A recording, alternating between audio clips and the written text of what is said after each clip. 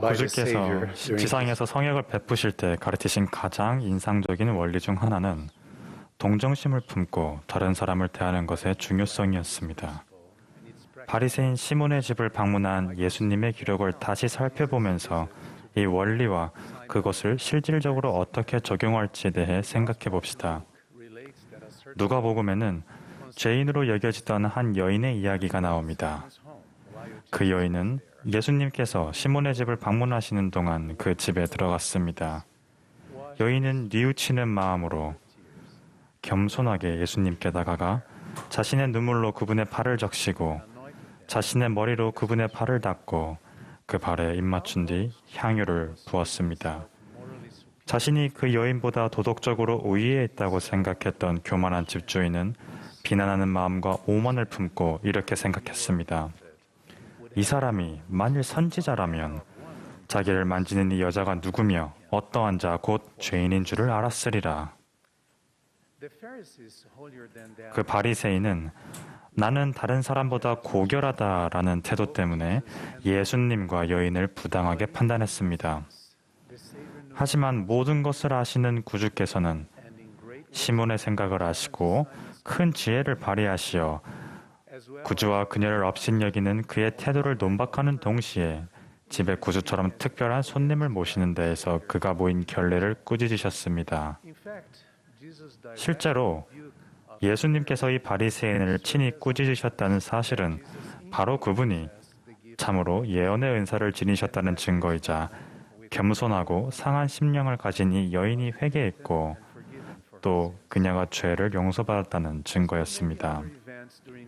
예수님의 지상 성역 중에 있었던 다른 많은 사건이 보여주듯이 이 이야기는 구주께서는 그분께 나아온 자라면 신분을 막론하고 누구든지 동정심을 갖고 대하셨으며 그분의 도움이 가장 필요했던 사람들에게는 특별히 더 그렇게 하셨다는 것을 다시 한번 보여줍니다.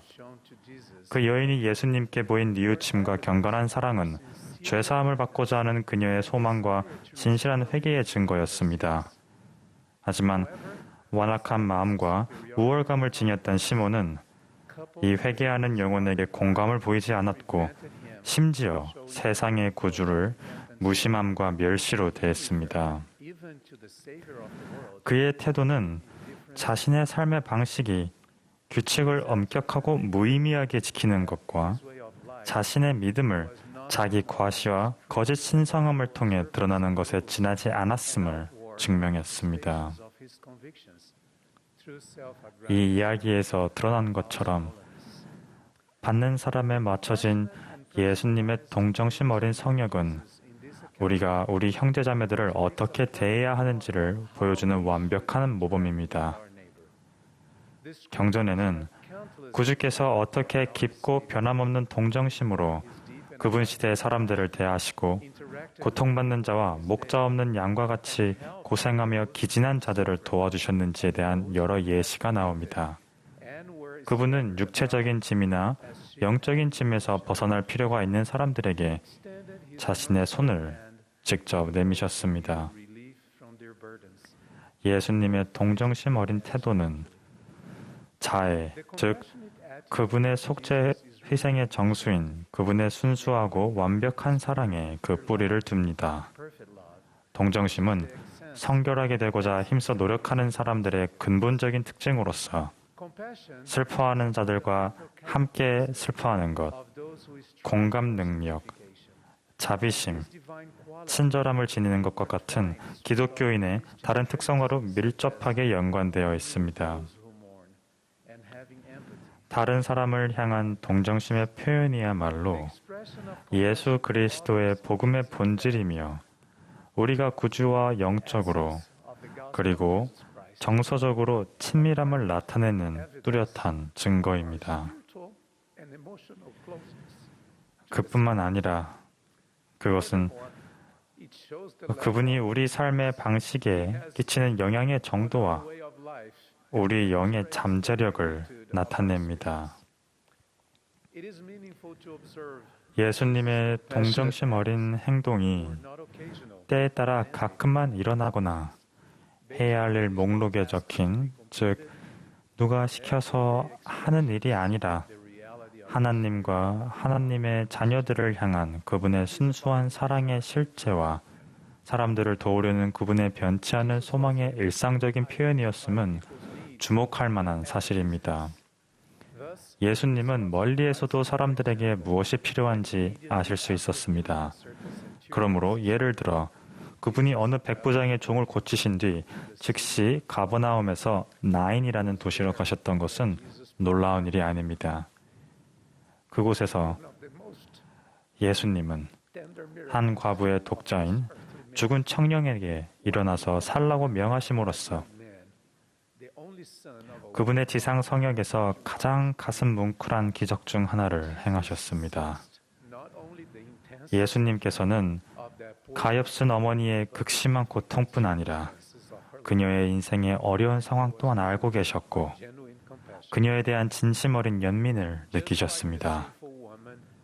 죄지은 여인이나 나인의 과부처럼 우리 영향력 안에 있는 많은 사람들도 위안과 관심, 소속감, 그리고 우리가 줄 수 있는 도움을 구하고 있습니다. 우리는 모두 주님의 손에 있는 도구가 되어 예수님과 그분이 하신 것과 같이 도움이 필요한 사람들을 동정심을 가지고 대할 수 있습니다. 저는 아주 심한 구순 9개월을 갖고 태어난 한 어린 소녀를 알고 있습니다. 그녀는 태어난 바로 다음 날부터 여러 차례 수술을 받아야만 했습니다. 똑같은 시련을 겪는 사람들을 향한 동정심으로 가득 찬 이 아이와 그 부모는 이 힘든 현실을 자기네처럼 마주해야 하는 사람들을 지원해주고 이해심과 정서적인 도움을 나눌 방법을 찾았습니다. 그들은 제게 최근에 이렇게 편지를 보내왔습니다. 저희는 딸아이가 겪은 어려움을 통해서 위안과 도움, 격려가 필요한 많은 훌륭한 사람들을 만날 기회가 있었습니다. 얼마 전에 저는 11살이 된 저희 딸이 자기와 같은 어려움을 겪는 아기의 부모와 이야기를 나누게 되었습니다. 대화 도중에 딸아이가 그 부모에게 자신의 얼굴을 보여주기 위해 코로나19 때문에 쓰고 있던 마스크를 잠시 벗었습니다. 그들이 아기의 문제를 고치기 위해 앞으로도 여러 해 동안 가야 할 길이 멀었지만 그래도 희망이 있다는 것을 알 수 있도록 그렇게 한 것입니다.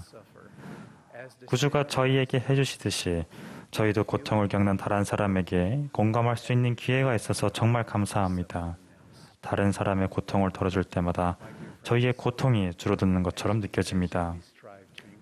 사랑하는 친구 여러분, 구주께서 보여주신 모범처럼 우리가 의도적으로 우리 삶의 방식에 연민의 태도를 갖추려고 노력할 때 우리는 사람들의 필요사항에 더 민감하게 될 것입니다. 그렇게 더 민감하게 될 때 우리 모든 행동에 진심 어린 관심과 사랑이 깃들 것입니다. 주님께서는 우리의 노력을 아실 것이며 우리는 분명 그분의 손에 있는 도구가 되어 사람들의 마음을 부드럽게 하고 절망한 영혼들에게 안식을 가져다 줄 수 있는 기회를 축복받을 것입니다.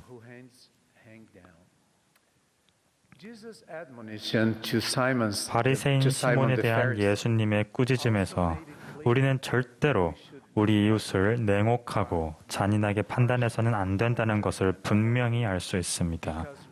왜냐하면 우리 모두는 우리의 불완전함에 대해 사랑이 많으신 우리 하나님 아버지의 이해와 자비가 필요한 사람들이기 때문입니다. 이것이 바로 구주께서 또 다른 경우에 이렇게 말씀하시며 주셨던 가르침이 아닌가 싶습니다. 어찌하여 형제의 눈 속에 있는 티는 보고 내 눈 속에 있는 들보는 깨닫지 못하느냐. 우리는 어떤 사람이 보이는 태도나 반응에 영향을 준 모든 상황을 우리가 쉽게 이해할 수 없다는 점을 고려해야 합니다. 겉으로 보이는 부분이 전부가 아닐 수도 있으며 많은 경우에 그 사람의 행동을 정확하게 나타내지도 않습니다. 여러분이나 저와는 달리 그리스도께서는 주어진 상황의 모든 측면을 명확하게 보실 수 있습니다. 하지만 구주께서는 우리의 모든 약점을 아시면서도 우리를 성급하게 정죄하지 않으시며 계속해서 연민을 품고 우리를 대하시고 우리가 자신의 눈에 있는 들보를 뺄 수 있게 도와주십니다. 예수님께서는 항상 겉모습이 아닌 마음을 보십니다. 그분은 친히 이렇게 말씀하셨습니다. 외모로 판단하지 말라. 이제 12명의 니파인 제자들에게 주신 예수님의 다음 질문과 지혜로운 권고를 살펴보십시오. 또 내가 너희에게 줄 공의로운 심판을 쫓아 너희가 이 백성을 심판하는 자가 될 줄을 너희는 알라. 그런즉 너희가 어떠한 사람이 되어야 마땅하냐? 진실로 내가 너희에게 이르노니 나와 같은 자라야 하느니라. 그러므로 나는 원하노니 나나 하늘에 계신 너희 아버지께서 온전하심 같이 너희도 온전하라. 이 말씀의 맥락을 살펴보면 주님께서는 확실하지도 않은 다른 사람의 단점을 불이하게 판단하는 자들에게 심판을 내리십니다. 의로운 판단을 할 자격을 갖추기 위해 우리는 반드시 구주와 같이 되도록 힘써 노력해야 하며 다른 사람의 불완전함을 연민 어린 눈으로, 즉 그분의 눈으로 바라보아야 합니다. 온전함에 도달하기 위해 우리가 갈 길이 멀다는 점을 생각해 볼 때 눈에 보이는 다른 사람의 불완전함에 사로잡혀 거기에 시간과 힘을 쏟는 것보다는 바리새인의 집에서 회개하던 여인이 그랬던 것처럼 예수님의 발치에 앉아 우리의 불완전함에 대해 자비를 구하는 편이 더 나을 것입니다. 사랑하는 친구 여러분, 저는 우리가 구주의 연민의 모범을 우리 삶에 적용할 때 우리 이웃의 미덕을 칭찬하려는 마음은 커지고 그들의 불완전함을 판단하려는 본능적인 마음은 줄어들 것임을 간증드립니다. 하나님과 우리의 교감은 더 강해질 것이며 분명 우리의 삶은 더 감미로워지고 우리의 감정은 더 부드러워질 것입니다. 우리는 결코 끝이 없는 행복의 근원을 찾게 될 것입니다. 세상은 우리를 봄날 아침의 이슬처럼 온화하게 말하는 화평케 하는 이들로 알 것입니다. 우리가 우리 이웃에 대해 더 오래 참고 더 이해할 수 있기를 기도합니다. 그리고 주님의 자비가 완전한 온유함으로 다른 이들의 불완전함에 인내심을 보이기 어려울 때 우리의 마음을 부드럽게 해주시기를 바랍니다. 이것이 우리에게 주시는 구주의 권고입니다. 저는 그분이 살아계시며 자비롭게 인내하는 제자의 완전한 모범이라는 것을 알고 있습니다. 이 진리를 구주 예수 그리스도의 거룩한 이름으로 간증드립니다. 아멘.